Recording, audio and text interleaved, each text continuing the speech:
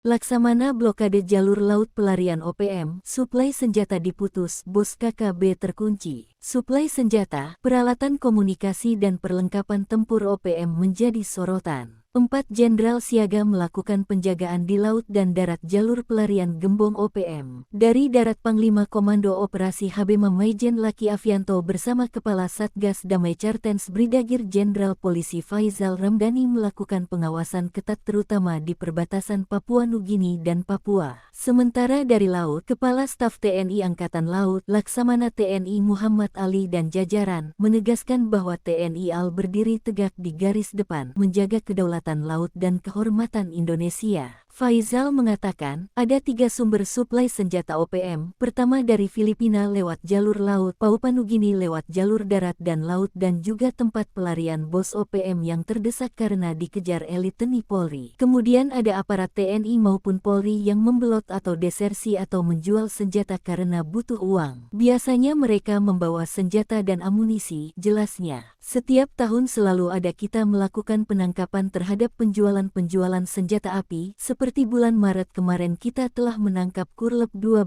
senjata dengan hampir 4.000 amunisi, ujar dia. Sementara itu, dari Laut Lantamal 10 Jayapura siaga di berbatasan laut memblokade separatisme baik OPM, KKB maupun gangguan dari luar negeri. Menurut Laksamana Ali, di ujung timur Nusantara, komitmen itu dibuktikan Lantamal 10 Jayapura, Koarmada 3, yang kini menjadi simbol kekuatan maritim negara. Komando Brigjen Freddy John Hamonangan Pardosi mengatakan, pihaknya bersinergi dengan masyarakat dan unsur kekuatan di laut menjaga jalur strategis dan benteng pertahanan. Semua ini sejalan dengan visi besar Astacita Presiden Ri Prabowo Subianto yang memantapkan sistem pertahanan nasional dan mendorong kemandirian bangsa, termasuk dalam ekonomi biru, tegas Brigjen Pardosi, Jumat tanggal 4 Juli. Sementara Jenderal Kopassus Maijen TNI Laki Afianto mengutamakan pendekatan humanis selain operasi perang. Ia menegaskan bahwa kehadiran TNI di wilayah terpencil seperti Kampung Tomon merupakan simbol nyata persaudaraan dan pengabdian.